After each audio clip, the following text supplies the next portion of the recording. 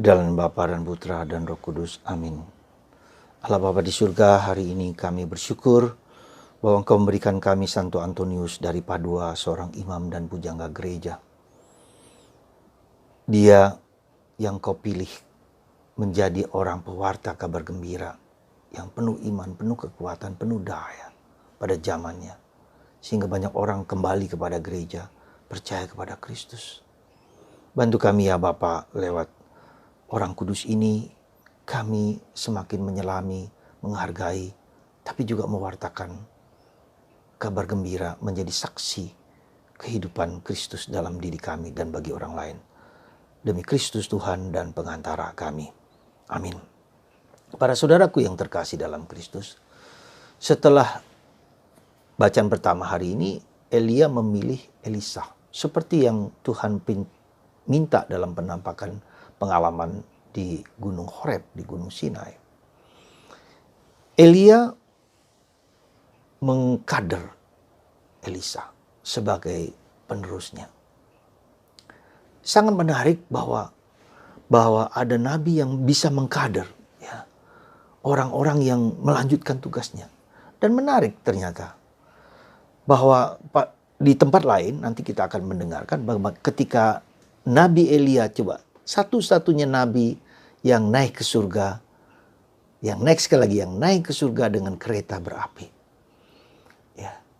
Dalam kitab suci ada satu Henok dalam perjanjian lama yang naik ke surga. Bahasa kitanya moksa, bahasa orang Hindu atau Buddha, lupa persisnya. Dan Elia nanti mengalami moksa. Lalu muridnya ini minta kepada Elia bahwa dia minta 2 roh dari Elia. Dan Elia mengatakan itu sulit. Tapi kalau kamu bisa melihat saya nanti naik ke surga dengan kereta berapi, kamu akan mendapatkan itu. 2 roh dari Elia. Dan ternyata benar, ketika Elia naik ke surga, Elisa mendapat jubah kain dari Elia. Dan ternyata kain itu yang menjadi kekuatan peninggalan yang diberikan kepada Elisa. Dan yang menariknya juga, Elia itu hanya membuat 8 mujizat. Sedangkan Elisa 2 kali lipat. Itu menjadi 16. Jadi seorang pemimpin yang baik, seorang pemimpin yang sukses, kalau dia bisa mengkader orang-orangnya yang mengikuti dia untuk bisa seperti dia, bahkan melampaui dia. Seperti katakanlah, boleh dikatakan Yesus mengkader para rasulnya. Meskipun satu yang kemudian mengkhianati, tapi 11 lainnya menjadi orang kampung, orang nelayan yang gak punya apa-apa. Ya. Jadi saudaraku yang terkasih dalam Kristus, bagaimana gereja mengkader orang-orangnya? Bagaimana kita semua dikader supaya kita berani mewartakan menjadi seperti, bukan hanya seperti kita pemimpin, menjadi seperti Kristus. Itulah contoh seorang yang bisa dikader, sungguh-sungguh masuk. Dan itu dilakukan oleh Yesus kepada para rasulnya. Maka itulah para rasul mengikuti Yesus kemanapun Yesus tinggal, pergi dan menjalankan tugasnya. Supaya mereka melihat sendiri apa yang Yesus lakukan. Dan sesekali Yesus mengajarkan bersama mereka. Apa ajaran-ajaran Yesus. Di depan orang banyak juga, para rasul juga mendengarkan apa yang diajarkan Yesus. Dan ketika Yesus bangkit, antara bangkit Paskah dengan kenaikan Tuhan, di situ selama 40 hari Yesus juga mendidik para rasul, mengingatkan kembali apa yang diajarkan sehingga hati mereka berkobar-kobar, sehingga mereka sungguh-sungguh bersemangat, bergembira dan menyatakan kebenaran akan yang diajarkan Yesus. Sehingga setelah Pentakosta diberikannya Roh Kudus, mata batin kita, mereka terbuka dan berani mewartakan Kristus. Proses formasi ini yang seperti ini, saudaraku yang terkasih. Jadi dalam kaderisasi itu kita tidak tinggal diam, kita adalah murid. Ya, kemuridan kita ini bukan siapa-siapa, bukan rasul, bukan siapa. Kita selalu menjadi murid. Kami pun sebagai imam harus menjadi murid terus, harus mau belajar terus. Ketika kita tidak pernah belajar, ketika kita tidak membaca buku, membaca kitab suci, kita merenungkan, kita meditasi, habis. merasa diri paling bisa dan segala macam. Habis kita bergaul dengan Yesus. Ya. Saudaraku yang terkasih dalam Kristus, tadi ketika dalam permenungan saya bertanya, apakah para rasul itu sudah punya kitab suci nggak pada waktu itu? Para rasul ya. Saya duga tidak. Karena kitab suci baru muncul tahun 60-an. Jadi ketika antara tahun 33 sampai tahun 60 itu kitab suci perjanjian lama. Dan juga apa? Pengalaman mereka akan Yesus. Pengalaman mereka akan kebangkitan Yesus yang diwartakan. Dan Paulus juga menggunakan tulisan-tulisan perjanjian lama, tapi dia juga mengalami pergulatan persatuan dengan Tuhan dalam pengalaman pribadi mereka, pengalaman pribadi para rasul itu. Ketika mereka pergi kemana-mana, dari mana? Apa yang mereka pegang? Kitab suci belum terbentuk loh. Belum ditulis loh. Apa dasarnya? Nah, itulah yang kita sebut dengan tradisi TR. T-nya huruf besar, bukan tradisi yang kecil-kecil, bukan kebiasaan-kebiasaan, bukan. Tapi tradisi di mana kemudian apa yang mereka para rasul alami bersama Yesus itu diwartakan. Mereka mewartakan ajaran-ajaran Yesus yang mereka terima selama 40 hari itu mereka wartakan. Dan ketika mereka wartakan, mereka juga membuat liturgi, peribadatan, doa, dan segala macam bentuk-bentuk doa. Ya, bersama-sama mereka. Nah, kemudian karena kebutuhanlah akan pentingnya ya firman Allah itu, maka muncullah sabda Allah itu. Oleh orang-orang, oleh keempat penginjil, surat Paulus, dan surat-surat pastoral lainnya. Demi untuk kebutuhan umat pada waktu itu. Jadi ketika saudara kita orang Kristen mengatakan sekolah skriptura, hanya kitab suci itu baru tahun 60-an. Nah, antara 30 pakai apa mereka? Tidak ada kitab suci. Kemungkinan kitab suci perjanjian lama, betul. Tapi perjanjian baru belum. Nah, itulah yang kita sebut dengan tradisi ketika para rasul bergaul dengan Yesus itulah. Mereka mewartakan pengalaman akan Yesus itu diwartakan kepada orang-orang di sekitar.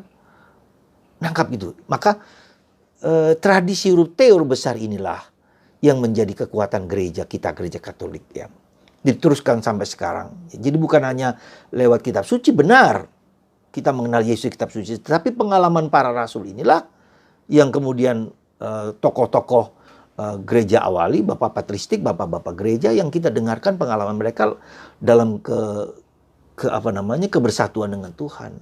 Ya, mereka mengalami itu semua, termasuk Santo Antonius sebagai pujangga gereja, pengalaman dia dengan Yesus, dengan Allah, yang menjadi juga sumbangan-sumbangan bagi gereja pada waktu tersebut. Ya, jadi itulah saudaraku yang terkasih dalam Kristus. Karena itulah di dalam kehidupan kita, dalam pengalaman kita dengan Tuhan, ada satu hal penting di sini, yaitu kita otentisitas, ya, integritas kita sebagai orang, kejujuran kita sebagai orang, integral. Ya. Ketika kita dibentuk oleh Tuhan, kejujuran dengan hati nurani kita dengan Allah. Pengalaman akan Allah itu harus mengubah kebohongan-kebohongan, penipuan-penipuan dalam batin kita, dalam pikiran kita, dalam perasaan kita. Menjadi satu, karena persatuan dengan kita dengan Yesus itu mengubah, membentuk kita menjadi pribadi yang utuh bersama Yesus. Maka dikatakan dalam Injil hari ini, jangan bersumpah palsu. Ya, peganglah sumpahmu di hadapan Tuhan, otentisitas, kejujuran, ya, persatuan dengan Tuhan. Dan itu membutuhkan kejujuran, itu tidak mudah, karena banyak kali kita juga ya ada banyak hal yang tidak kita mengerti. Maka kita juga mendengarkan suara gereja, mendengarkan suara pastor, uskup, paus, untuk melihat apa yang kita alami ini dalam konteks sejarah gereja. Ya.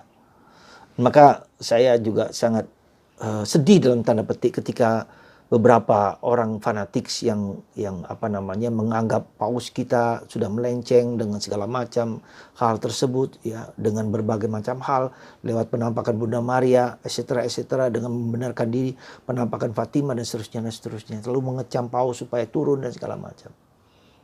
Bagi saya nonsens, saudara, nonsens.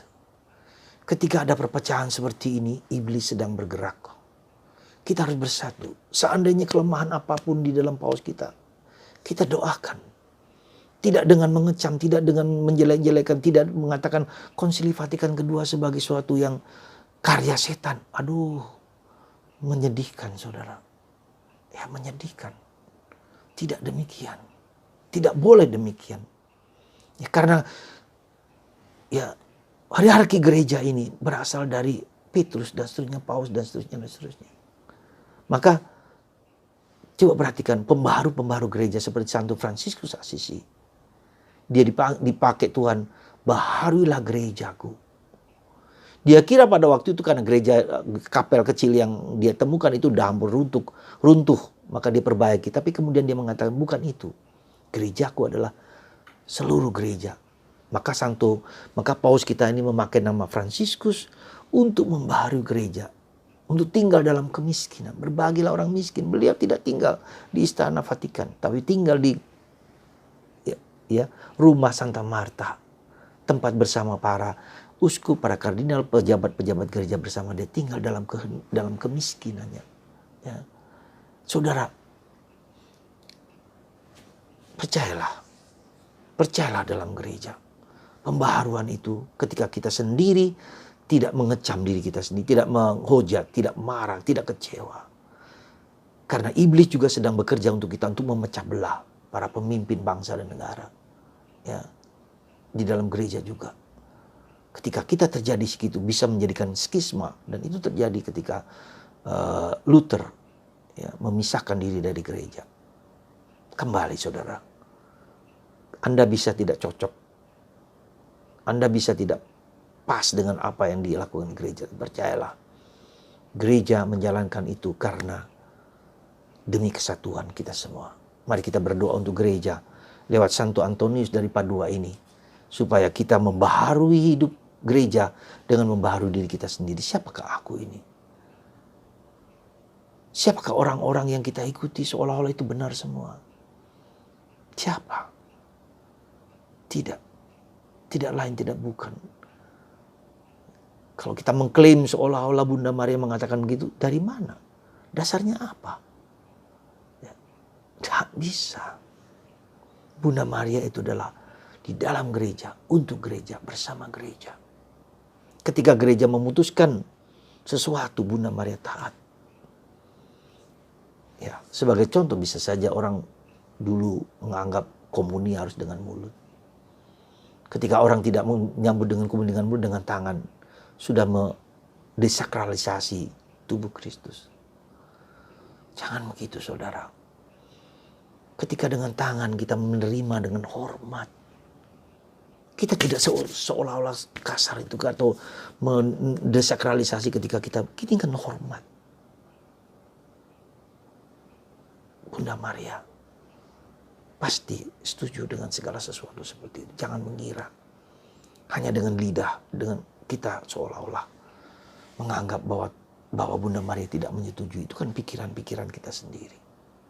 Maka mari saudaraku, saya kembalikan kepada kita semua supaya kita memiliki otentisitas, keutuhan, ya, integritas di dalam gereja. Perbaharui gereja, Ecclesia Reformanda lewat apa? Diri kita sendiri, dan Anda dengan saya. Saya selalu mengajak Anda untuk masuk lebih dalam, untuk membaharui diriku lebih dalam supaya kita bisa mewartakan Kristus. Sekali lagi mari kita mencintai gereja, doakan paus, doakan uskup, doakan para imam, doakan siapa saja. Dan kami juga mendoakan Anda semua. Kita sama-sama saling mendoakan. Dan jangan sampai dipecah belah oleh iblis yang nampaknya baik lewat orang-orang tertentu. Saya tidak percaya dengan hal-hal yang demikian. Anda mulailah dengan diri Anda sendiri. Mulai bergaul dengan kitab suci, membaca, merenungkan, meditasi, kontemplasi. Semoga Tuhan seperti Santo Antonius membaharui gereja dengan hidupnya. Tuhan memberkati Anda semua. Bapa di surga, kami bersyukur atas Santo Antonius yang telah hidup di zamannya dan membaharui gereja lewat hidupnya sendiri. Bantu kami Tuhan, supaya kami bersikap demikian juga. Memiliki otentisitas, keaslian, dan integritas dalam diri kita. Sehingga kami semakin dikuatkan dan diteguhkan bagimu dan bagi kami semua. Rema hari ini, semoga Engkau Tuhan dipuji dan dimuliakan di dalam gereja Katolik. Tuhan Engkau dipuji selama-lamanya. Berkatilah kami semua, berkatilah anak-anakmu ini. Dalam nama Bapa dan Putra dan Roh Kudus. Amin. Sekali lagi rema hari ini adalah terpujilah Engkau Tuhan di dalam gereja Katolik. Terpujilah Engkau Tuhan di dalam gereja Katolik. Terpujilah Engkau ya Tuhan di dalam gereja Katolik. Berkat-Mu atas kami semua dalam Bapa dan Putra dan Roh Kudus. Amin.